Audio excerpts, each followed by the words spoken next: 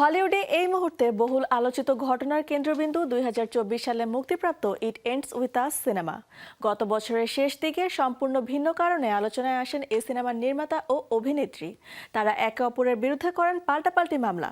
তবে এবার এই মামলায় নিয়েছেন নতুন মোড়। শেষ পর্যন্ত জয়ী হচ্ছেন কে?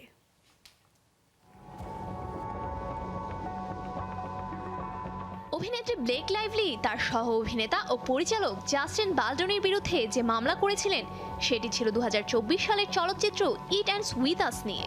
এবার এই মামলায় নিয়েছে নতুন মোড়।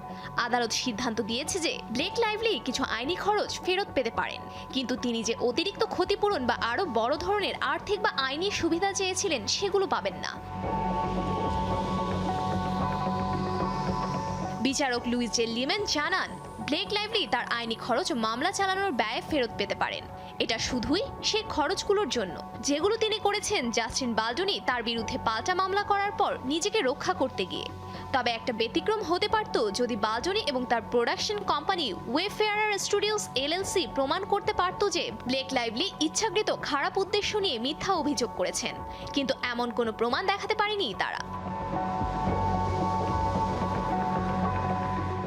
আদালত ব্লেক লাইভলির অতিরিক্ত ক্ষতিপূরণ চাওয়ার দাবি, যেমন ক্ষতিপূরণ 3 গুণ করা বা শাস্তিমূলক ক্ষতিপূরণ, সবই বাতিল করে দিয়েছে। বিচারক আরও জানিয়েছেন, এই ধরনের বাড়তি দাবি ক্যালিফোর্নিয়ার আইন এবং ফেডারেল আদালতের নিয়ম অনুযায়ী গ্রহণযোগ্য নয়, কারণ এসব নিয়ম মামলার দুই পক্ষের অধিকার সঠিকভাবে রক্ষা করার জন্য তৈরি করা হয়েছে। ব্লেক লাইভলির আইনজীবী মাইকেল গটলিব এবং এসরা হ্যাডসন জানান, আদালত যে তাকে আইনজীবীর খরচ ফেরত দেওয়ার অনুমতি দিয়েছে এটা প্রমাণ করে যে লাইভলি সঠিক অভিযোগেই মামলা করেছিলেন।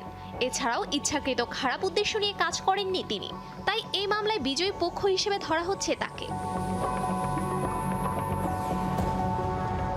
অন্যদিকে জাস্টিন বালডনির আইনজীবী ব্রায়ান ফ্রিডম্যান জানান, লাইভলি তার দাবি করা $30 কোটি ক্ষতিপূরণ ও খরচের দাবি পাননি।